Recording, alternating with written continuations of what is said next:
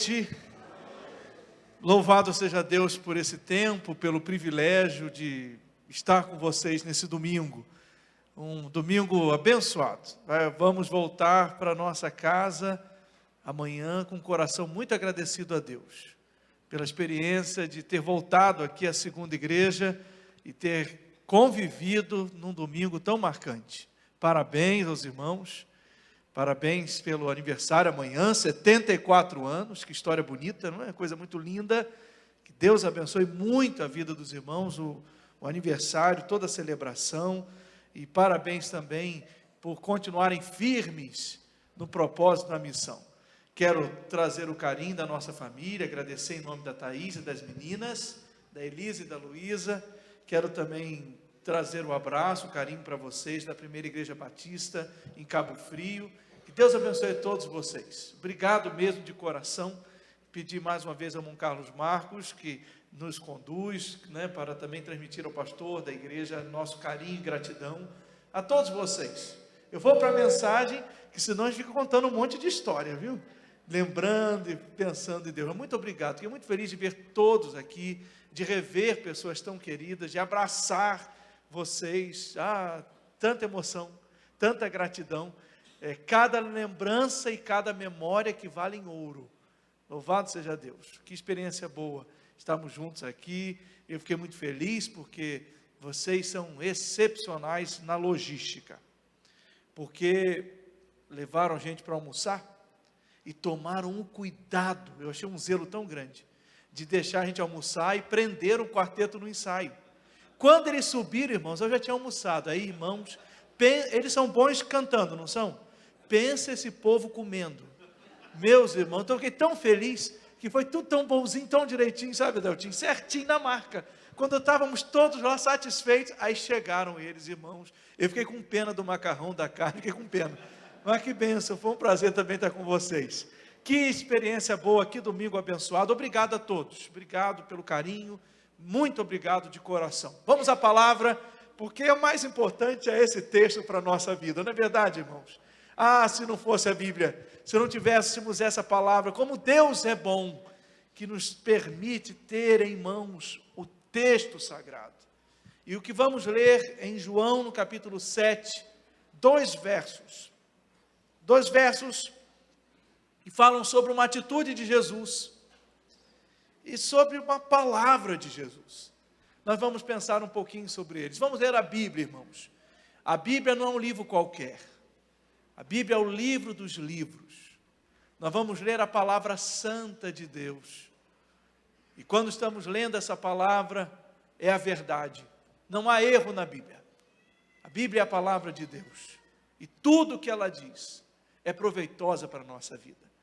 Nós é que não temos capacidade de aprender tudo, não é, irmãos? Como a gente queria. Por exemplo, há irmãos que estão aqui há muitos anos. Talvez há irmãos que estão lendo a Bíblia há mais de 50 anos. Esses irmãos diriam aqui, ainda estou aprendendo. Ainda estou aprendendo. A Bíblia nos surpreende toda hora. A gente pode ter contato com ela todo dia, e é bom que tenhamos.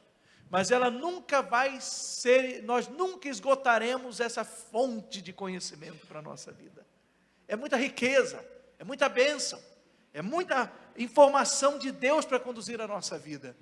Então, quando a gente lê a Bíblia, irmãos, quando a igreja lê a Bíblia, é um tempo de muita profundidade, reverência e crescimento espiritual. É a palavra de Deus. Então, vamos ler as Escrituras. João, no capítulo 7, versículos 37 e 38, a Bíblia assim afirma: no último dia da festa, o dia mais importante, vou fazer a leitura pela projeção, que a gente fica com a versão unificada. Ora, no seu último dia, o grande dia da festa, Jesus pôs-se em pé e clamou dizendo: se alguém tem sede, venha a mim e beba. Quem crê em mim, como diz a Escritura, do seu interior correrão rios de água viva. Amém, meus irmãos? Águas vivas, água da salvação. que Jesus está colocando diante de nós. É interessante que ler o capítulo 7 é muito bonito, porque nós vamos encontrar Jesus aqui concluindo um capítulo, referindo-se a si mesmo como água, e usando essa imagem da água para dizer: olha, você tem sede, então venha a mim, beba dessa água. E o resultado dessa água não é simplesmente o resultado de quem toma uma água qualquer, ou essa bênção do H2O, mas é uma água espiritual, é beber do próprio Senhor. É uma água que não só mata a sede física, é uma água que resolve tudo, porque Jesus está falando aqui da água da salvação. É interessante que a gente leu essa afirmação de Jesus sobre ele mesmo no capítulo 7. Mas todos nós podemos lembrar, se voltarmos um pouquinho ao capítulo 4, que Jesus já havia feito um diálogo, e nesse diálogo fazendo uma referência a ele mesmo. Jesus estava dialogando com a mulher samaritana, vocês lembram desse texto? E ali, quando Jesus está retornando para a Galileia, e Jesus passa então por Samaria, e ele então tem um contato com essa mulher samaritana, porque era um caminho necessário. E quando ele para ali, aquela mulher está no poço, Jesus está ali, e ele pede água para aquela mulher. A Bíblia diz que ela percebe que Jesus não era dali pelo sotaque, e logo ela identificou, e lembrou da hostilidade entre judeus e samaritanos. Ela disse: com esse sotaque, com esse jeito de falar, judeu, samaritano. E é interessante que Jesus começa a conversar com ela. E no capítulo 4, lá na altura do verso 10, Jesus diz para ela: se conhecesses o dom de Deus, e se conhecesses quem é o que te diz, dá-me um pouco dessa água. Se você soubesse quem está pedindo água a você, a coisa se inverteria. Você pediria água para mim, e eu daria água para você, diferente. Porque Jesus explica para ela: quem bebe dessa água que você está pegando no poço, volta a ter sede. Mas quem bebe da água que eu der, é o contrário. É uma água que se tornará numa fonte de água viva, para jorrar para a vida eterna do seu interior. É diferente o que Jesus estava mostrando para ela. Ah, que coisa linda!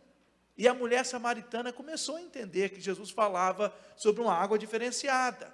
Mas, ainda um pouco tentando entender, Jesus continua então um diálogo com ela, e vai mostrando para ela sobre a água da salvação.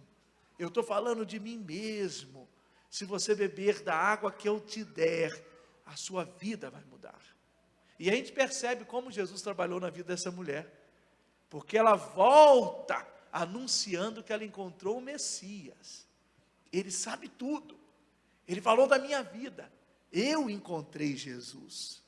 E é interessante, porque Jesus falando sobre água com aquela mulher, quando chega no capítulo 7, que a gente lê o versículo, Jesus está no último dia da festa. Mas não era uma festa qualquer, não. Aqui Jesus está no último dia da festa dos tabernáculos. Um importantíssimo evento para o mundo religioso daquela época.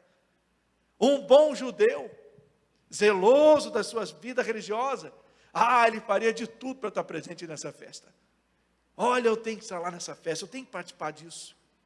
E o último dia, irmãos, da festa, era o dia mais importante e esperado. Porque nesse dia, o sumo sacerdote vai aparecer. E nesse dia, quando ele aparecer diante das pessoas, ele vai ter um cântaro na sua mão. E as pessoas vão perceber ali que ele vai derramar uma água, numa ação simbólica nesse momento. E é como que estava sendo renovada diante de todos a promessa. E eles celebravam: que coisa linda, não vai faltar essa água, a promessa de Deus continua, aquilo que estava profetizado desde Ezequiel continua acontecendo. Meus irmãos, que coisa linda que acontece ali.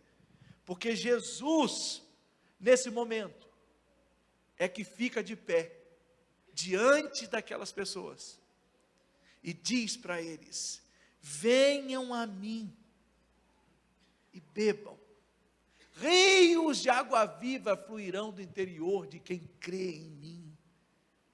Jesus fez com que eles entendessem as Escrituras, e que eles compreendessem que aquilo que eles conheciam muito bem como profecia de uma água que resolveria todo o problema, que o que eles tão bem conheciam estava diante dele, era o próprio Jesus. Agora não era mais preciso fazer um ritual de ter um cântaro com água, não precisava mais, porque agora diante deles estava o próprio Jesus, o resultado da profecia. Quem eles aguardavam, diante deles estava. Jesus estava fazendo uma referência. Jesus fazia referência, irmãos, a Ezequiel. Ezequiel 47, no versículo 1, e depois nos versos 8 e 9, a Escritura assim afirma: depois disso, ele me levou de volta à entrada do templo, e vi água saindo por baixo da soleira do templo, em direção ao oriente, pois a frente do templo dava para o oriente, e a água descia pelo lado do sul do templo, ao sul do altar. No versículo 8 ainda desse capítulo, então ele me disse: estas águas saem para a região oriental, e descendo pela Arabá, entrarão no Mar Morto, e ao entrarem nas águas salgadas, estas se tornarão doces. E por onde quer que o rio passe, diz a Escritura, haverá todo ser vivo que vive em enxames e muitíssimo peixe, porque essas águas chegarão lá para que as águas do mar se tornem doces. E por onde quer que esse rio passe, tudo viverá. Eles tinham em mente essa profecia de Ezequiel. Eles tinham em mente essa palavra de um rio que vai inundar as águas salgadas, e tudo vai ser transformado. Há uma mensagem, e há o cumprimento profético na pessoa de Jesus. Olhando para a vida de Jesus, viam nele ali a própria profecia. Águas que são para a salvação. Entendendo que Jesus estava falando dele mesmo, como água de salvação, eu quero te convidar para, de forma muito simples e direta, nós guardarmos nessa noite no nosso coração 3 afirmações, para a gente levar para casa, para inundar a nossa vida nessa semana. 3 simples afirmações. A primeira delas: Jesus é a água da salvação, que sacia a alma, como aconteceu com a mulher samaritana. Primeira coisa para você guardar no seu coração hoje: Jesus é assim, Ele é uma água de salvação, Ele sacia a sede da alma, como aconteceu na vida da mulher samaritana. O capítulo 4 mostra que Jesus matou a sede da alma daquela mulher. Havia uma sede de Deus no coração dela. Ela poderia tentar tocar a sua vida de várias maneiras.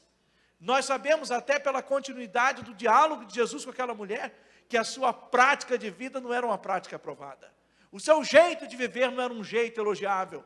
A sua forma de caminhar não era bem vista pelas pessoas onde ela morava.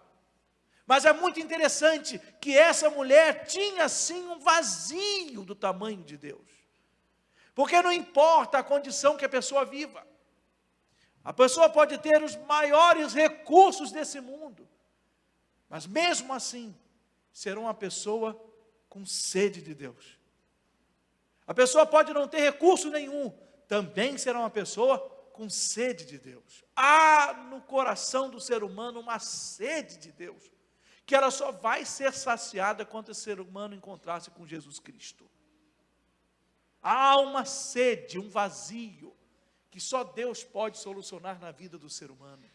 E é impressionante, irmãos, que Jesus faz isso com essa mulher. Ela tem sede física, ela está num poço para pegar água, mas Jesus consegue detectar, porque Ele é assim, que aquela mulher também tinha sede espiritual, e Ele vai resolver o problema daquela mulher, porque assim é Jesus.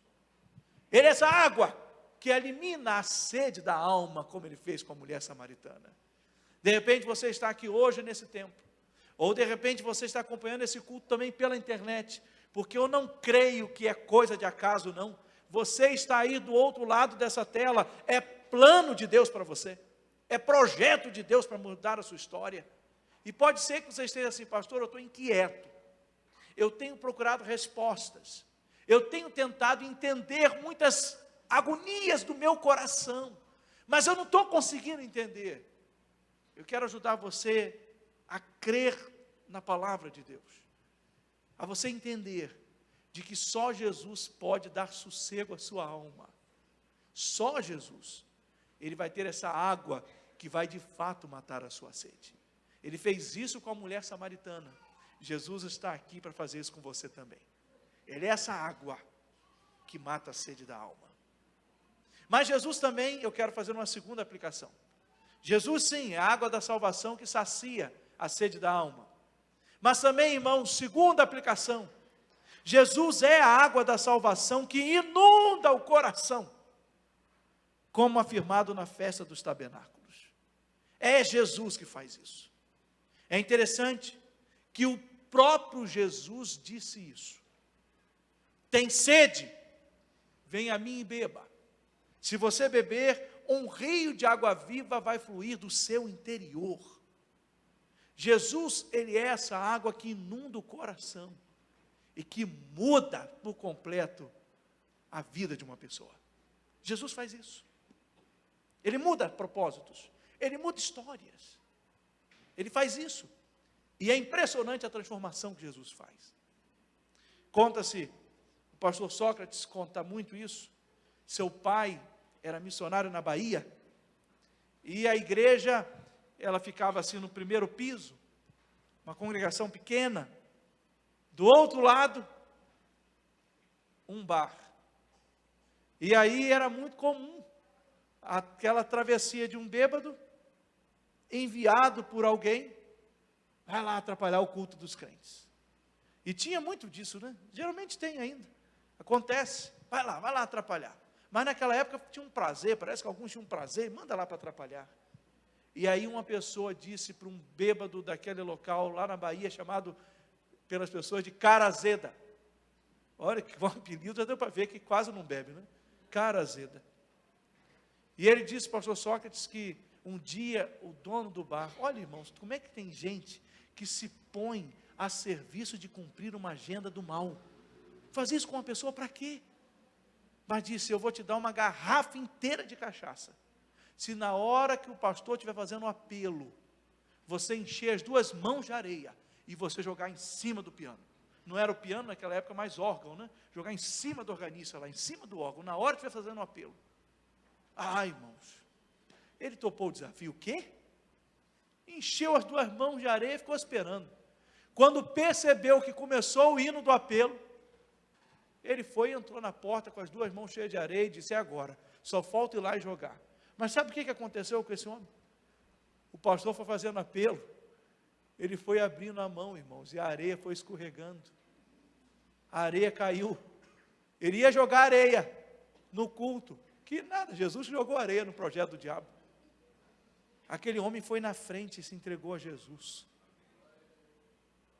E aí, conta o pastor Sócrates, que no outro dia, ele estava passando na calçada daquele bar.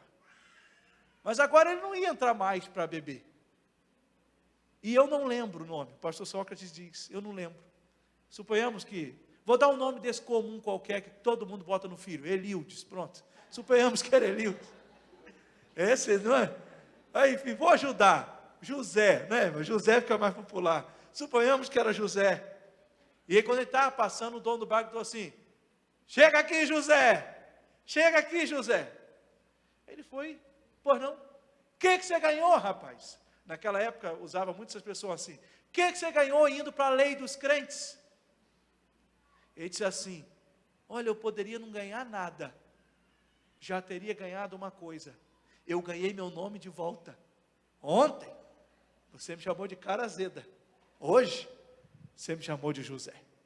O Evangelho restaura a dignidade da pessoa. Vocês percebem? José não precisava mais de cachaça para dar uma falsa alegria para ele. Um rio, naquele momento, explodiu no seu interior e inundou a vida dele. O vício não era mais o escape dele, porque agora ele tem Jesus. Agora ele tem o rio da água viva no seu coração. É isso que muda a nossa história, é a presença de Jesus. Então, se você está agoniado na sua vida, se você está buscando, procurando, é Jesus que você precisa. É de Jesus que você precisa.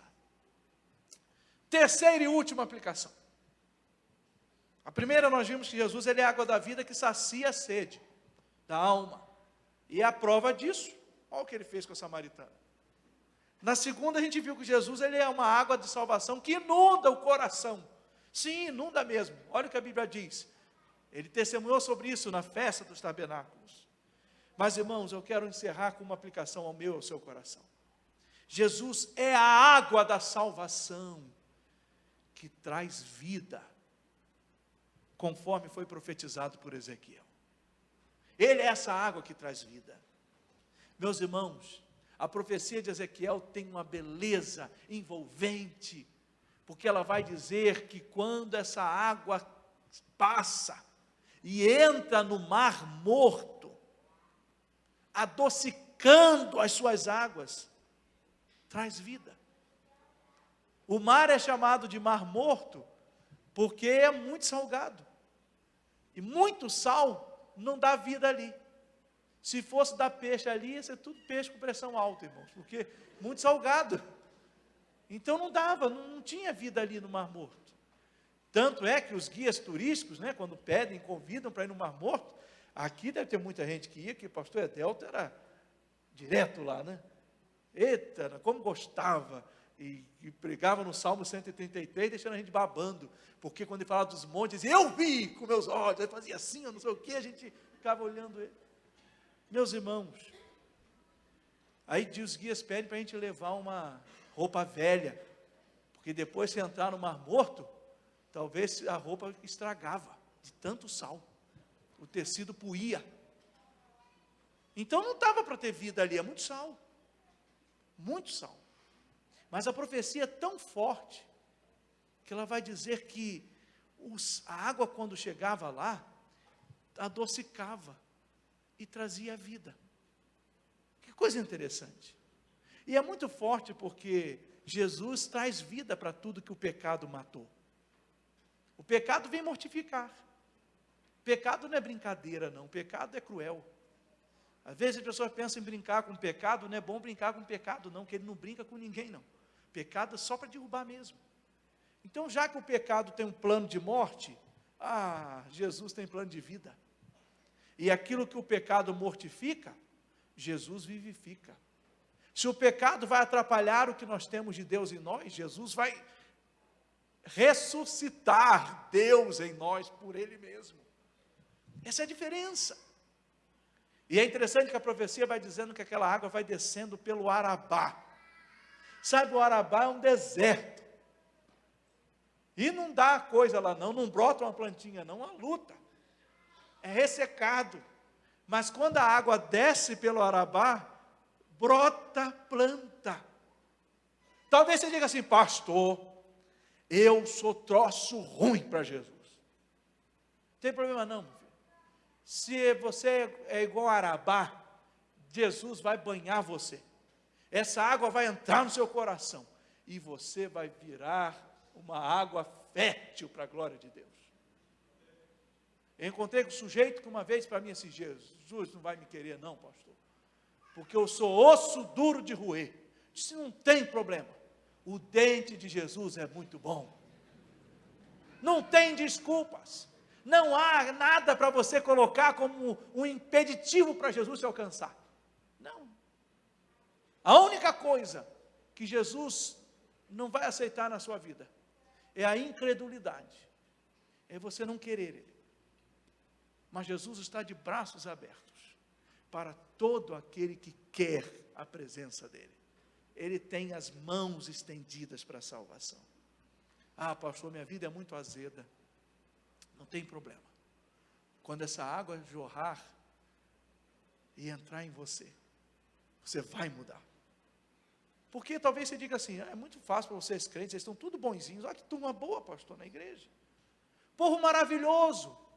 Quem disse que a gente também não mudou por causa de Jesus? E todo crente sabe disso. Que nós mudamos porque Jesus mudou a nossa vida. Se você perguntar a ele, você mudou porque você é muito bom, eu vou dizer, não é porque eu sou bom não. Não é porque ninguém aqui é bom. É porque Jesus mudou. Ah, mas vocês crentes são tão bons, vocês mereciam ser salvos. Não merecemos não. Não merecemos. Foi essa água que mudou a gente, não é verdade, irmãos? Foi essa água que mudou a gente. Mexeu com o nosso coração. Havia uma igreja que tinha um menininho muito pobrezinho. E então, aquele professor da escola dominical percebeu que ele estava um pouquinho com vergonha de ir na igreja. Porque ele ia com a mesma roupinha. E aí ele percebeu que ele estava com vergonha. Aí ele disse, já sei, vou comprar uma roupa para esse menino e vou levar.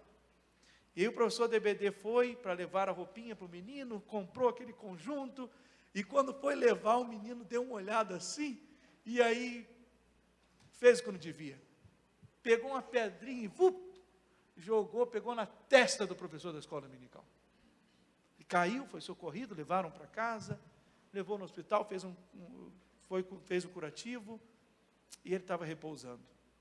De repente, chega na casa daquele professor da escola dominical, um pai, uma criança e um pacote na mão. Ele disse, é aqui que mora o professor da escola dominical? É sim. Eu quero falar com ele. A esposa disse, mas ele está relaxando, ele está muito doente. Não, eu preciso muito falar com ele.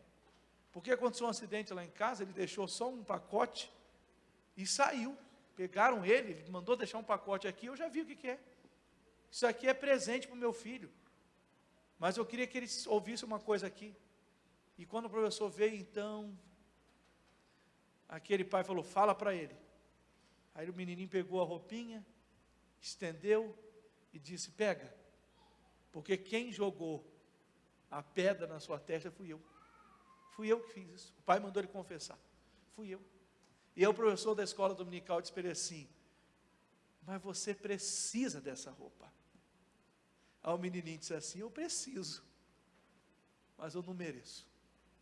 Precisar eu preciso, mas eu não mereço. É igualzinho aconteceu com a gente. Nós precisamos da salvação, irmãos. Agora, merecer, quem merece? Foi Jesus, irmãos, que é muito bom e nos salvou da nossa condenação. Nós não merecemos nada, mas o Jesus maravilhoso, que olhou para a gente, não desistiu de nós, perdoou os nossos pecados. A gente tacava pedra em Jesus pelo nosso pecado, irmãos. Se for ter uma posição para a gente é daqueles que joga pedra, porque nós machucamos, nós ferimos de tanto pecar. Mas Jesus limpou a nossa vida, perdoando os nossos pecados. E por isso Ele é essa água viva que inundou o nosso coração. Eu não sei como você está hoje à noite. De repente você está dizendo assim, pastor, eu estou nesse time aí. Eu sei que eu preciso, mas estou muito consciente que eu não mereço. Olha, que bom que você está consciente que você não merece. Porque é muito bom que é aí que a gente se arrepende. E diz, Jesus, aquilo que o Senhor fez com tanta gente, faz comigo também. Eu preciso tanto da tua salvação. E aí Jesus vai ouvir a sua oração. Vai mudar o seu coração. Vai mudar a sua vida. E você vai sentir, espiritualmente falando, um rio transbordando dentro do seu ser. Água viva. Essa água que é Jesus. Mas eu não sei como é que você está aqui. Sabe, porque para a salvação não basta só vir à igreja. Pastor, está chegando o aniversário da igreja, me convidaram, e eu gostei muito, eu gosto muito da igreja. Eu sei que você gosta muito da igreja. Quem não gosta dessa igreja? Mas não é isso que resolve, não. Gostar da igreja é uma bênção, mas não é isso que resolve. Pastor, eu vim porque 74 anos não são 74 dias. Sim, é verdade, mas também não é isso que resolve, não. O que resolve é entregar a vida a Jesus e recebê-lo como Senhor e Salvador pessoal. E isso é uma decisão do coração, é de cada um. Ninguém pode te forçar. Não dá para fazer isso. Não dá para você empurrar Jesus para dentro de um coração. Ah, vou colocar Jesus, vou empurrar dentro do seu coração agora. Se a gente pudesse, faria. Mas não pode. Você precisa abrir o seu coração para Jesus. E dizer para Ele: Jesus, eu preciso tanto da Tua salvação. Eu preciso tanto ser alcançado, mudar de vida e ter essa água fluindo no meu interior. Eu quero convidar você a fazer uma oração. O povo de Deus também orar nesse momento. E você diz aí no seu coração, baixinho, sabe que a gente fala de um jeito que a gente não fala nem usando os lábios. A gente fala aqui na mente, Jesus ouve. Você pode ir na sua mente dizer assim: Jesus, o pastor está falando tanto que o Senhor é água, e eu preciso tanto dessa água na minha vida. De repente você já ouviu tanta palavra, está longe, está afastado, está desanimado, precisa voltar. Hoje é o momento de voltar para Jesus, retornar para o Senhor e recebê-lo como seu Senhor e Salvador pessoal. Peça para Jesus: Jesus, eu estou aqui, e eu não quero sair nessa noite desse culto abençoado sem ter a certeza de que eu tenho a minha salvação, porque eu já entreguei minha vida e esse rio flui do meu coração. Você quer entregar sua vida a Jesus hoje? Quer recebê-lo como seu Senhor e Salvador pessoal? Se você quer, onde você estiver agora, levanta bem alto a sua mão. Onde você estiver, não fica com vergonha não. Você quer entregar sua vida agora a Jesus? Levanta bem alto para que eu possa ver. É um gesto, mas é um gesto pequeno para o ser humano, mas é grandioso, porque quando você levanta a sua mão, você está dizendo para Jesus: eu aceito Jesus como meu Senhor e Salvador pessoal, e eu quero mudar mesmo de vida, eu quero caminhar com Jesus. Há alguém que aqui no tempo que deseja entregar agora a sua vida a Jesus, recebê-lo como seu Senhor, Salvador pessoal? Levante sua mão. Há alguém no templo, alguém pela internet, eu não posso ver, mas Deus está trabalhando no seu coração. Entrega também a sua vida a Jesus agora, receba-o como seu Senhor e Salvador pessoal. Vamos cantar Tal Qual Estou. Você pode entregar a sua vida a Jesus. O povo está cantando, mas está orando ao mesmo tempo, cantando e colocando você diante de Deus. Entrega hoje a sua vida a Jesus, receba-o como seu Senhor e Salvador pessoal.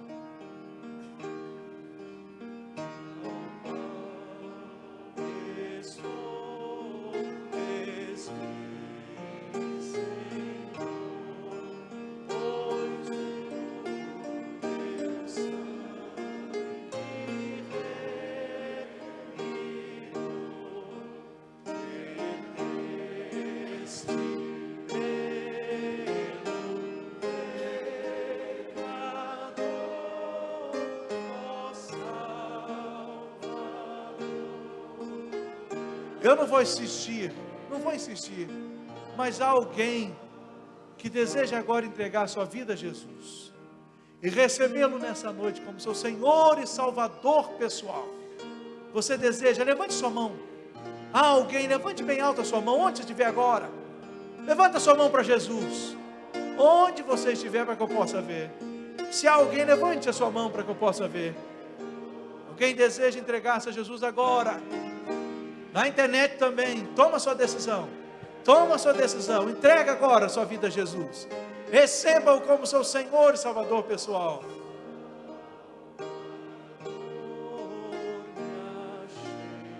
Vamos orar? Querido Deus, continua fazendo a obra, Senhor, porque nós confiamos tanto em Ti. Obrigado, porque Jesus é essa água maravilhosa de salvação. Ele inundou a nossa vida, Ele mudou a nossa alma, Ele transformou o nosso ser. Querido Deus, abençoa a Tua igreja também aqui reunida. E esses 74 anos, ó Deus, que são todos para a Tua glória. O Senhor sabe do amanhã, o Senhor sabe da continuidade dessa história. Como o Senhor sabe, de antemão a Tua igreja já te agradece, porque tudo que o Senhor faz é perfeito. Cuida de nós, sustenta a nossa família e abençoe aqueles que estão também cultuando pela internet e decisões que porventura tenham sido tomadas. Nós oramos no doce nome de Jesus. Amém.